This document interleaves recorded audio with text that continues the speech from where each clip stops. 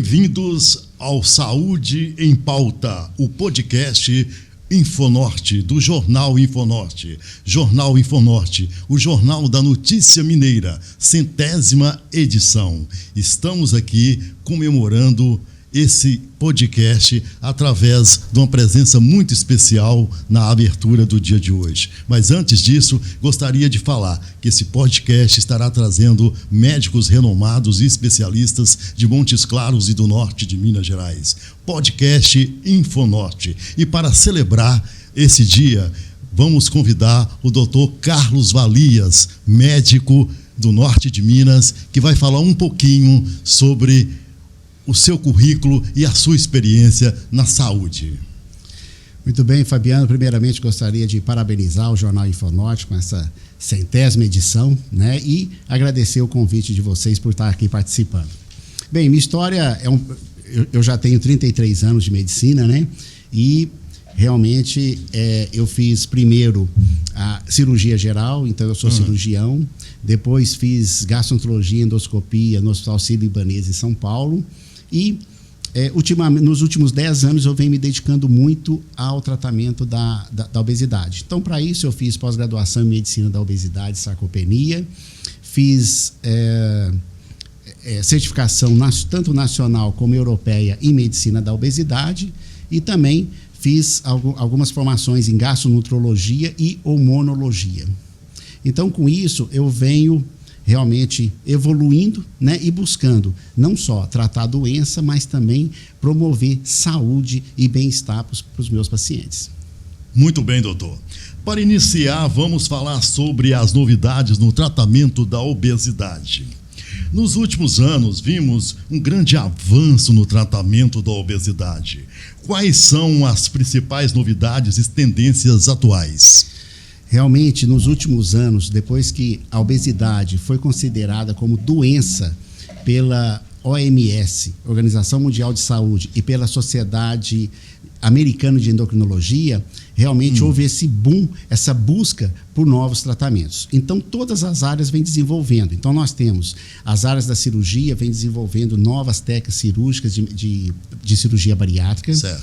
Na área de endoscopia, a gente vê aí o desenvolvimento de balão intragástrico, vários tipos de modelos de balão intragástrico. Ultimamente, o desenvolvimento da gastroplastia endoscópica, que seria uma cirurgia bariátrica feita por endoscopia. Certo. E esse boom de medicamentos, né, que são os medicamentos anti-obesidade, que realmente houve um boom aí, começou com a Saxenda, Ozempic, a semaglutida, agora a tirzepatida, o Mounjaro nos Estados Unidos, né, com o nome de Mounjaro nos Estados Unidos, e vários outros medicamentos associados e que têm funções diferentes que pode trazer resultado muito efetivo, cada vez melhores no tratamento da obesidade. Doutor, medicamentos como a semaglutida e a tirzepatida têm sido muito falados.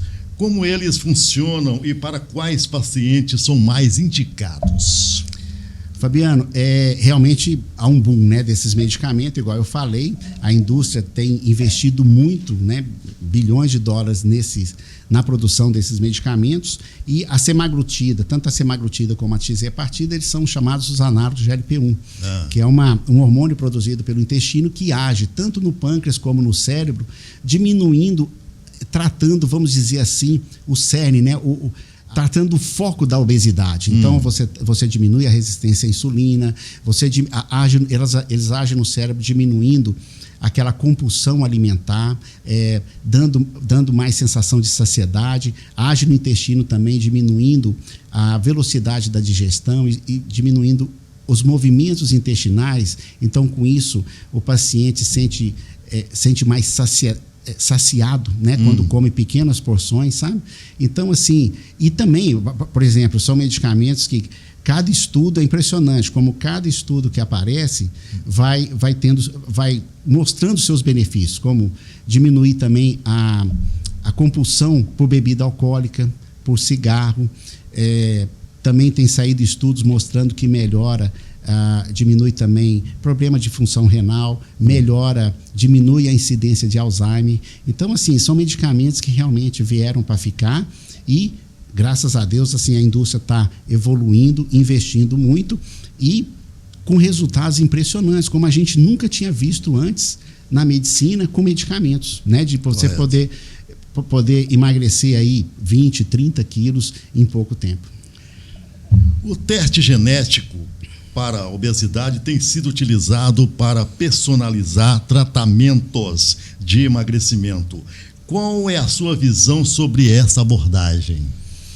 Olha bem, como eu tenho falado, tem evoluído inclusive a nível genético. Então, esses testes nutrigênicos que a gente chama, são testes que ajudam a avaliar aquele paciente, principalmente aquele paciente que tem uma resistência à perda de peso, mesmo com o uso mesmo fazendo tratamentos, ou com medicamentos, ou com cirurgia bariátrica e tudo mais, mas que tem uma resistência em perda de peso.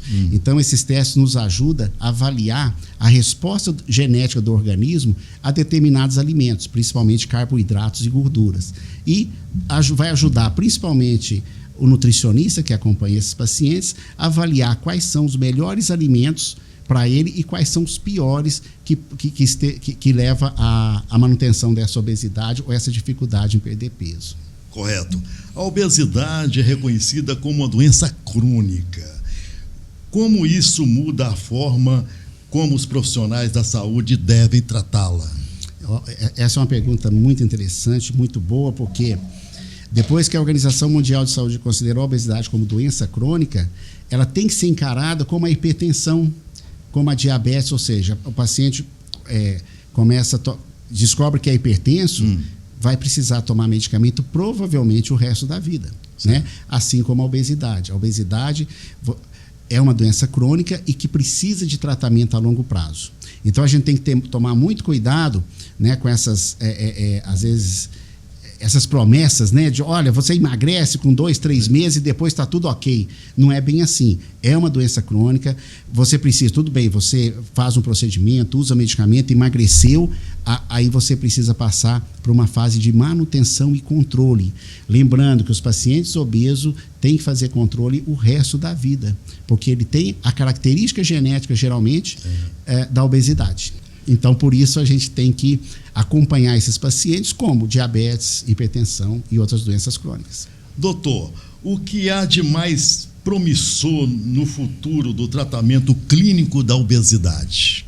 Olha só, a gente está falando assim, né, em coisas modernas, né, os últimos tratamentos, e vem muita coisa boa por aí, sabe, certo, Fabiano?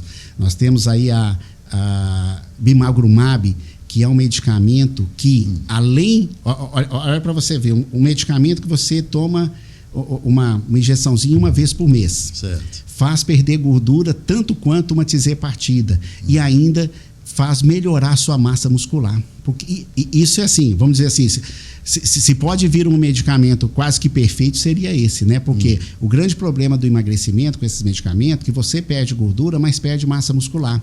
E isso é o principal fator daquele efeito sanfona, sabe? Emagrece, engorda, emagrece, engorda. Por isso que um tratamento bem feito de obesidade, de emagrecimento, nós temos que prestar muita atenção na perda da massa muscular. Então, nós não podemos deixar ocorrer essa perda, porque senão o paciente vai ter reganho de peso mais facilmente.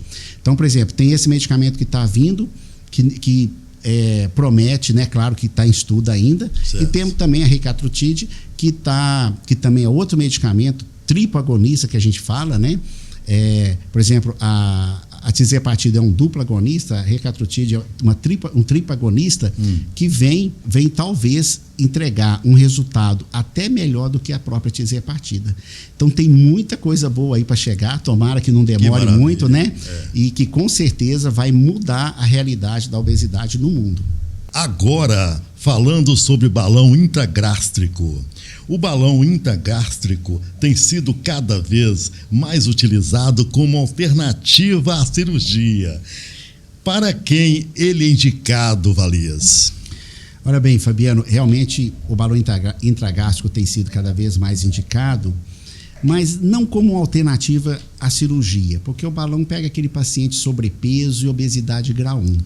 Obesidade grau 2, 3, geralmente já precisa, geralmente o paciente já tem indicação cirúrgica. Ou se não, aquele paciente super obeso, grau 3, que precisa perder um pouco de peso para ir para cirurgia bariátrica com melhores condições de risco, né? Melhores condições clínicas. Então, nesse caso, o balão intragástrico é indicado. Como funciona o processo de colocação e retirada do balão intragástrico? Fabiano, hoje é muito tranquilo, é por endoscopia, né? Você faz, por exemplo, na clínica nós temos uma sala especial, é claro que é um procedimento que precisa de um aparato, como por exemplo médico anestesista, carrinho de anestesia e se faz como se fosse uma endoscopia. Então a gente tanto coloca o balão como retira o balão por endoscopia. É uma sedação, não é uma cirurgia, uma anestesia geral na maioria das vezes, é uma sedação mais profunda e que a gente consegue o paciente ali depois de em torno de 1h30, 2 horas, que ele se recuperar, ele vai embora para casa. Então, tanto a colocação como a retirada são procedimentos que pode ser feito até em clínicas bem estruturadas. Ah, tá. Então não tem necessidade propriamente de levar num bloco cirúrgico de um hospital, não, né? Não tem necessidade. Tá. Pode ser feito a nível ambulatorial mesmo. O balão é eficaz ao longo prazo ou há uma grande taxa de reganho de peso após a retirada? Muito bem, essa pergunta é muito boa porque todo tratamento de perda de peso, de emagrecimento, ele precisa de um acompanhamento de longo prazo. Como a gente havia falado anteriormente, que a obesidade é uma doença crônica. Então, por exemplo, o balão, nós temos balão de 6 meses, nós temos balão de 1 ano. Hoje, nós preferimos balão de 1 ano, porque 1 ano é aquele tempo que o paciente emagrece e faz toda uma reeducação dos seus hábitos de vida, tanto alimentar como de atividade física. Por quê? Porque depois que você retira o balão, é importante ele manter essa mudança de hábitos que ele teve durante o balão. E hoje a gente tem planos, inclusive a gente desenvolveu agora planos de acompanhamento pós-retirada de balão. Assim como planos de tratamento pós-cirurgia bariátrica, nós temos os planos de tratamento pós-retirada de balão. Acompanhamento, né, doutor? Acompanhamento de perto, certo. Justamente para o paciente não ter um reganho de peso, né? Certo. Quais são os principais desafios para um paciente que opta pelo balão intragástrico? O principal desafio é aquela primeira semana com balão, porque o estômago, né, é um corpo estranho ali dentro do estômago. Então, o estômago vai fazer de tudo para eliminar esse corpo estranho e não vai conseguir. Então, o paciente tem às vezes sente um pouco de cólica, náusea, vômitos, mas a gente consegue, com prescrições de medicamentos e tudo, a gente consegue melhorar muito isso. Então, o primeiro desafio é a primeira semana. Inclusive, a dieta na primeira e segunda semana, geralmente é uma dieta líquida.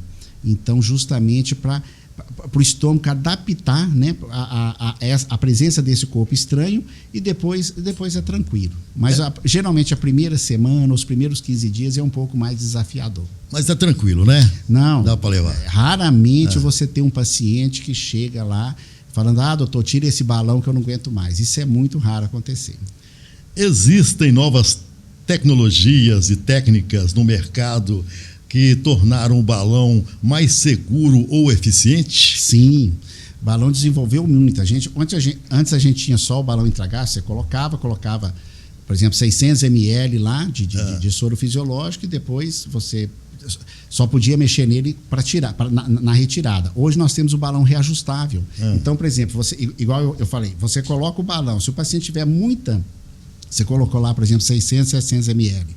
Se o paciente tiver muita dificuldade de adaptação, a gente vai por endoscopia, procedimento de 15, 20 minutos, retira um pouco do líquido, esvazia um pouco o balão e ele volta. Então, esse balão reajustável realmente ajudou muito, porque aquele paciente que tem dificuldade de adaptação ou aquele paciente que também parou de perder peso. Às vezes o paciente chegou lá no 3º, 4º mês com o balão, estacionou a perda de peso. Então nós podemos reajustar esse balão, aumentando o volume dele para que o paciente volte a perder peso.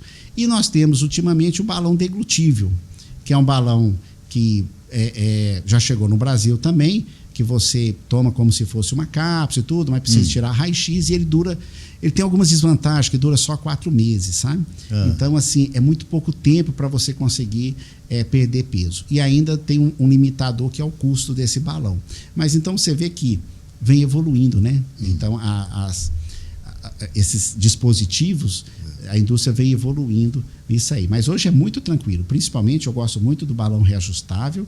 Ele é fantástico. Muito bom para o povo mineiro, né? Sim. Bacana. Em relação à mudança de estilo de vida para um emagrecimento saudável, muitas pessoas emagrecem, mas não conseguem manter o peso. Como evitar o famoso efeito sanfona, Dr. Carlos Alberto Valias? Muito bem, Fabiano. Realmente, estudos mostram, tá? Estudos bem realizados e tudo mostram que menos de 5% das pessoas conseguem perder peso e manter o peso só com dieta e atividade física. Então, é muito difícil, não é fácil. Então, realmente, perder peso e manter-se magro é um desafio, tá? Então, o que precisa fazer? Procurar um profissional especializado que vá te orientar, porque o tratamento da obesidade ela precisa ser personalizado. Cada organismo é diferente, né? Os gatilhos da obesidade são diferentes para cada pessoa. Então, precisa ser um tratamento muito personalizado. Então, por exemplo, quando a gente faz uma consulta para obesidade, é uma consulta aí de 1 hora e meia. Então, precisa fazer uma série de exames, avaliar tudo direitinho, justamente para ter o melhor resultado na perda de peso e depois a gente conhecer todos os gatilhos que levavam a esse paciente a engordar e trabalhar nesses gatilhos e no acompanhamento para que essa pessoa não volte a engordar, tá? E é claro, sempre buscar, não tem como, né, fugir disso, buscar hábitos de vida mais saudáveis, né? Então, assim, atividade física, musculação, é muito importante, por exemplo, igual essa moda, né, de remédio para emagrecer, pessoal comprando na farmácia sem orientação. Esse estresse, né, do dia a dia. Perde peso e perde, consequentemente, massa muscular. O que faz evitar aquele efeito sanfona é justamente você manter a massa muscular. Para manter a massa muscular não tem jeito. Suplementação alimentar, atividade física, principalmente musculação. O que o pessoal achava antigamente que o que fazia emagrecer era você correr, né? Ou atividades aeróbicas. E nos trabalhos mais recentes mostrou o contrário, que o que ajuda você a emagrecer, fazer com que aumente a taxa metabólica, aumente o seu metabolismo, é principalmente a musculação, que vai aumentar o músculo, né? Hipertrofiar o músculo e com isso aumenta a sua taxa metabólica e você diminui aquela questão de meu metabolismo é lento e tal. Então, isso aí, o que faz reverter isso aí é musculatura. Então, por isso, importante a atividade física. E claro, né, a gente não fala em dieta, a gente fala em mudança de hábitos. É comer um pouco de tudo, mas pequenas porções e ter os horários certinhos de alimentação.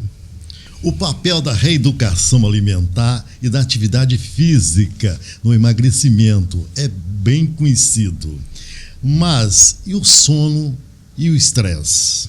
Fabiano, realmente, tanto o sono como o estresse dificulta muito a perda de peso, tá? Porque eles fazem liberar cortisol, que é um hormônio que faz com que transforme energia em gordura. E isso facilita muito. Então, você pode ver, por exemplo, os profissionais que trabalham à noite, como enfermeiros, em hospitais, policiais, bombeiros. Geralmente, se você for comparar um grupo de trabalhadores diurnos com noturnos, geralmente os noturnos são mais obesos. Por quê? Porque cai o metabolismo e aí qualquer alimento ali, mesmo pouco alimento que você ingere,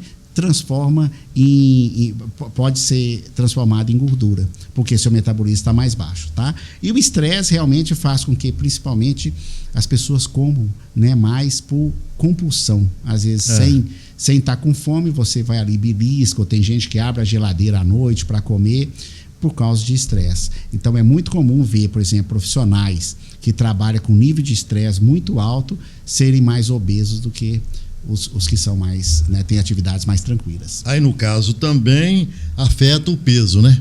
Sim, consequentemente. Tá. Emagrecer depois dos 40 anos é mais difícil, doutor Valias? Fabiano, é mais difícil, viu? Por quê? Porque o que envolve a obesidade também é a parte hormonal. Então, tanto no homem como na mulher, depois dos 40 anos, começa a diminuir determinados hormônios, por exemplo, a testosterona, tanto no homem como na mulher, e alguns outros hormônios da mulher que fazem com que aumenta principalmente a gordura visceral, por isso que a barriga começa a crescer, principalmente para nós homens, né?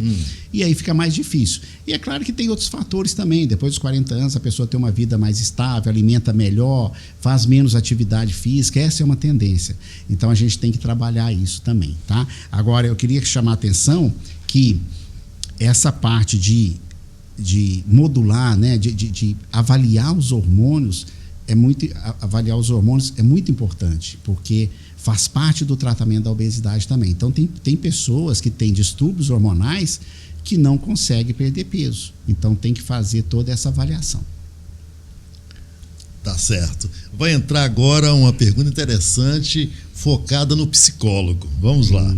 O acompanhamento psicológico tem um impacto significativo no sucesso do emagrecimento? Tem, Fabiano. Se eu pudesse colocar para cada paciente meu uma psicóloga do lado, né, seria bom. Tem sim, sabe? Porque a obesidade leva muita estigmação, né? Estigmas, né? Né? Baixa autoestima. E, às vezes tem fatores emocionais que depois de um gatilho, de um fator emocional importante, que a pessoa começou a engordar, entendeu? Então precisa, na grande maioria das vezes, um acompanhamento psicológico que ajuda muito esses pacientes no tratamento da obesidade. Para alguém que quer perder peso de forma saudável e sustentável, qual seria o primeiro passo ideal? O primeiro passo seria procurar um especialista em medicina da obesidade, que trabalha com isso, que trabalha com uma equipe multidisciplinar, entendeu? Para realmente iniciar um tratamento correto.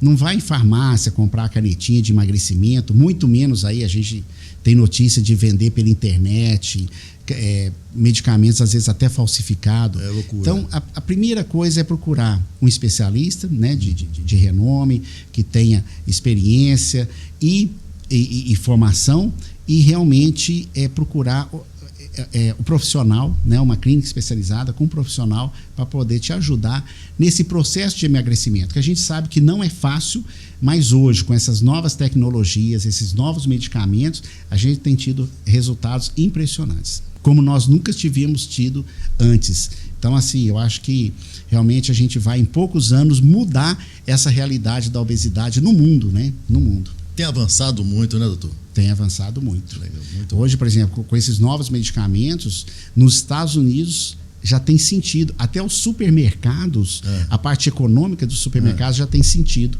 Os pacientes procurando alimentos mais saudáveis e tudo mais, sabe? Então, eu acho que a gente está no caminho correto, né? E é isso. O que precisa é organizar, as pessoas terem consciência, que precisa procurar profissionais realmente capacitados para tratar. Agora vamos comentar sobre alguns mitos e verdades sobre o emagrecimento. Jejum intermitente funciona para todo mundo, doutor professor Valias?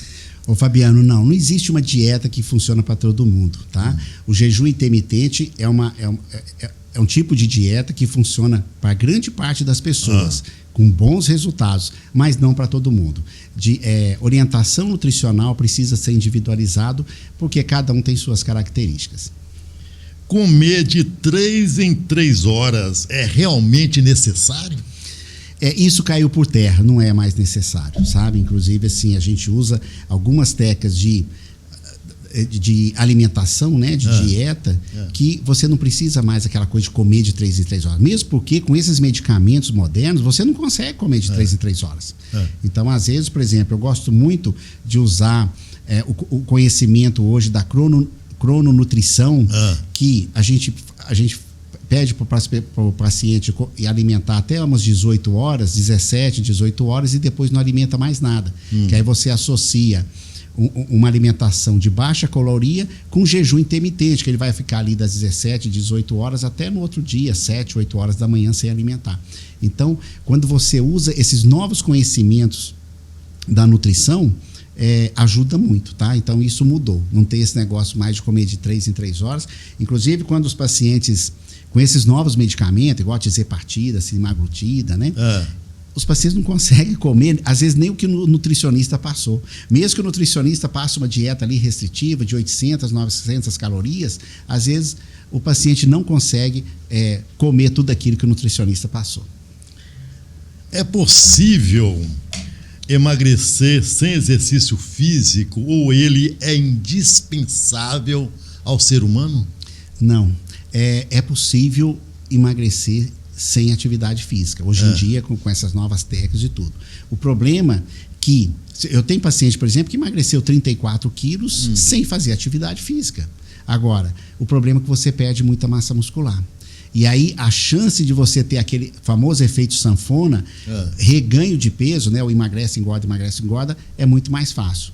Então, por isso que o exercício físico, a atividade física é muito importante para desenvolver o músculo, que aí é o que vai evitar que você tenha esse efeito o efeito sanfona, né, de voltar a engordar com facilidade.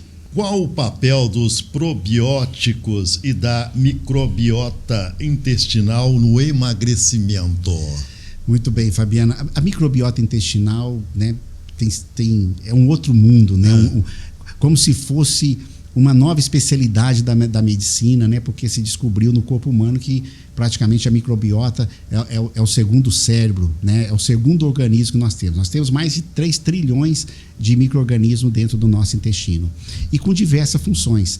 E aí hoje vem se pesquisando para tudo, né? Para tratamento de depressão, para o emagrecimento. Então, por exemplo, o emagrecimento, pegaram ratinhos gordos, né? Gordinhos com ratinhos magros e fizeram um transplante de fezes. Então, pegaram as fezes de um ratinho gordo e transplantaram para um ratinho magro. O ratinho magro começou a engordar. Então, daí, assim, tem muitos estudos que, inclusive com cepas, né? Cepas de probióticos, que ajuda realmente no emagrecimento. E cada vez aparece mais estudo mostrando isso. Então, é provável, né, que vai fazer parte, né, desse leque de tratamento da obesidade também essa modulação da microbiota. A gente já usa hoje, junto com esses novos medicamentos, cirurgia bariátrica, a pós-cirurgia bariátrica é muito importante você fazer a modulação da microbiota, justamente para ajudar o paciente a não reganhar peso também. Então, é muito interessante essa área e a gente já tem usado com muitos bons resultados. Existe alguma dieta que seja realmente mais eficaz do que as outras, ou a chave está na individualização do tratamento? Cada vez mais a medicina tem evoluído para individualizar o tratamento, porque nós somos organismos semelhantes, mas diferentes, entendeu? Então, assim, para cada paciente a gente busca uma dieta individualizada. Hoje não tem aquele negócio não, você vai comer isso.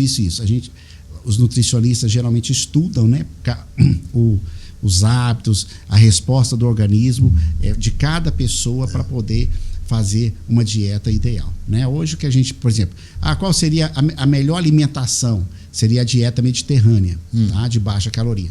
Então, assim, seria a melhor alimentação porque nesses países mediterrâneos as pessoas vivem com mais saúde e o índice de obesidade é mínimo nesses países. Mas isso tem que ser individualizado. Por isso que existe hoje esses testes nutrigenéticos, né? Justamente para ajudar a individualizar a dieta de cada pessoa. Para encerrar, com relação aos fatores sociais e comportamentais, como a obesidade é vista no Brasil hoje, Dr. Valias? Ainda há preconceito ou isso tem mudado? Olha bem, a obesidade, não só no Brasil, sabe, Fabiano, mas no mundo todo, realmente tem muito preconceito, né? E depois que ela foi considerada realmente uma doença, então as pessoas se sentem realmente doentes, né? E é uma doença, tá?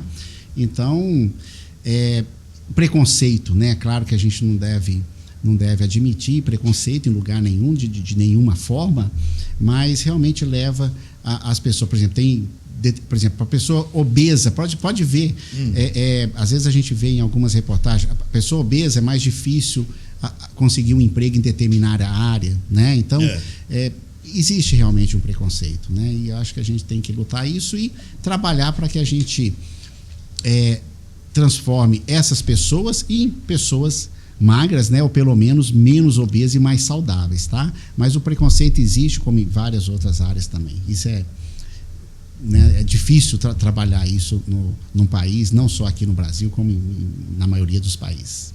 As redes sociais, Solar, influenciam a forma como as pessoas lidam com o emagrecimento?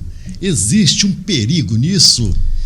Fabiana, existe, né? Eu acho que eu nunca vi cultuar o corpo, né, tanto igual ultimamente, principalmente depois das redes sociais, tá? Então começa a colocar aquela forma, né, mulheres, homens magros, musculosos, mulheres extremamente magérrimas, né? E isso realmente causa um descontentamento para quem não consegue aquele corpo, quem tem aquela dificuldade ou tem uma formação genética diferente. Então realmente leva, sabe? Isso leva uma busca desenfreada para tratamentos e tudo mais. Então realmente a internet, isso tem um lado positivo e negativo, né? Tem um lado negativo que leva as pessoas às vezes a criar uma neura, né? Buscando aquele corpo perfeito, que é muito difícil. Mas também tem um lado positivo das pessoas conscientizarem que precisa buscar um tratamento para melhorar a sua saúde. Professor, como evitar cair em modismos perigosos de emagrecimento que são promovidos na internet? Isso realmente tem alastrado demais, né? Tudo que tem promessa fácil, né? A gente desconfia. Então fala, você vai emagrecer 30 quilos em 2 meses, você vai emagrecer 10 quilos em um mês. Enganação, né? Então, assim, hoje a internet tem de tudo, né? Então a gente tem que tomar muito cuidado, principalmente com as falsas promessas, os falsos profissionais. Hoje tem profissionais, não só médicos, de várias áreas, né?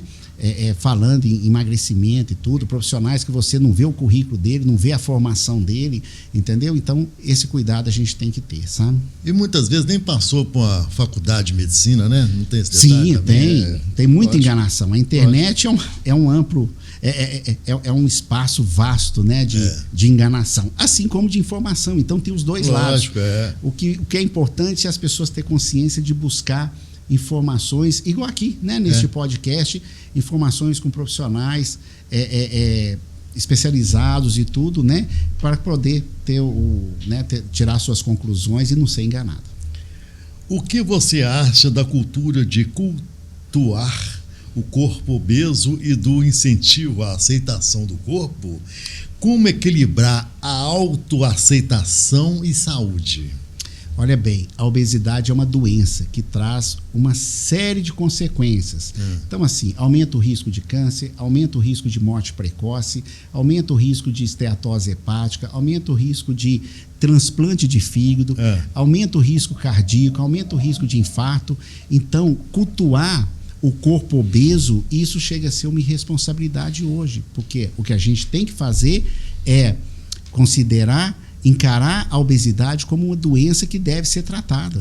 Então, assim, inclusive, outro dia eu vi uma reportagem que alguns influencers, né, da internet nos Estados Unidos, que cultuava obesidade e tal, e incentivava as pessoas a se manterem obesas e serem obesas, alguns morreram em consequências da obesidade, sabe? Então, acho que isso realmente a gente não deve jamais incentivar ou cultuar esse tipo de mídia, né?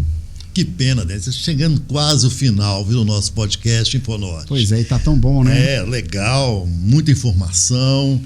E a pergunta aqui é o seguinte: o ambiente alimentar atual dificulta a perda de peso? O que pode ser feito para melhorar isso? Fabiano, basta ver, por exemplo, entra numa padaria, né, aqui, ou num supermercado, quer dizer, o que tem de, né, coisas gostosas à vista, né, que realmente, e tudo, na maioria das vezes, são coisas mais calóricas, né, então, realmente, assim, todo o ambiente, ele é obesogênico, entendeu? Ele facilita a obesidade. O que a gente tem que ter é uma consciência, né, ter aquela consciência do que é bom para o seu organismo, do que o seu organismo precisa, para que você faça escolhas certas, né, na hora de escolher seus alimentos. Então é isso. Agora, mudar teria que ser ação governamental e tudo, começaram a colocar rótulos, né, colocando os alimentos, alimentos com alto teor de açúcar e tudo, essas coisas já ajudam um pouco, sabe? Eu acho que vai evoluindo aos poucos, mas não é fácil não, né? Professor Dr. Carlos Alberto Valias, que pena que terminou o nosso espaço, mas o senhor vai ser convidado em outras oportunidades para estar junto com a gente. Nós queremos colocar a palavra franca, ou seja, colocar à disposição para as suas considerações finais. Eu agradeço muito o convite, eu acho que foi um bate-papo muito bacana, foi um grande prazer estar com você aqui, Fabiano, e, né, junto aí na Saúde em Pauta do podcast. Eu gostaria de passar a mensagem para, né, as pessoas que encarar a obesidade realmente como uma doença, porque realmente leva a consequências, e buscar ajuda, tá? Eu gostaria de colocar aqui minhas redes sociais lá da clínica, né, e a minha pessoal, porque é uma forma de informar. Perfeito. E lá todos os dias a gente está colocando informações sobre o tema. Então, meu Instagram é Dr. Carlos Valias, e do núcleo, que é a minha clínica, é Núcleo Carlos Valias. Então lá vocês podem ter informações. Nós somos uma equipe multidisciplinar que com certeza podemos ajudá-los. Tem mais algo a falar, doutor? É só agradecer e parabenizar por esse centenário do jornal. Quero agradecer o senhor aqui, viu, em público, que o nosso jornal Infonorte, sempre o senhor está presente naquelas páginas, no jornal digital e impresso, tá? E agora no podcast aqui presente. Agradecer o senhor imensamente, a sua equipe que sempre recebeu o jornal Infonorte, a equipe nas suas instalações lá, no Edifício Absoluto, e dizer que sempre estaremos juntos em prol da saúde do povo mineiro, né? Para cada vez mais resgatar a saúde e o bem-estar.